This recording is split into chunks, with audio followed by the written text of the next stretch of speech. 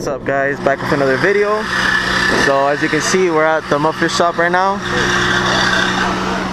So I had gotten a muffler delete a couple months ago when I first got my car. Like I had literally had my car for like a week when I got it. I like it. I don't think it's bad. Sorry, let me go ahead. It's loud as fuck over there. But today I am removing my secondary cats. But I still wanted it to be a little louder. So as you can see, we're in that process right now.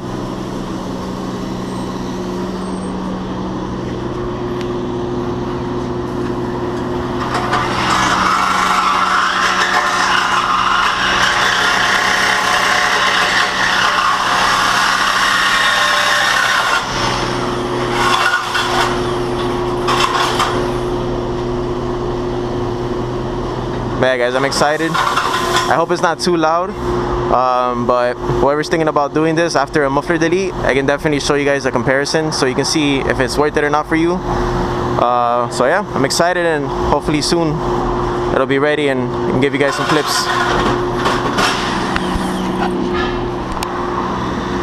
Secondary cats are off right now. You see the setup.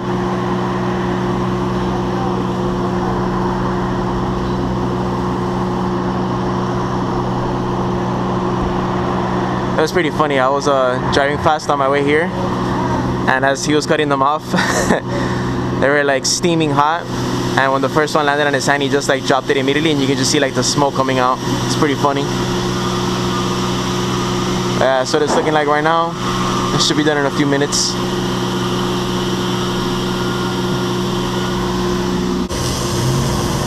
Oh yeah, baby. A few minutes away. Can't wait to start her up.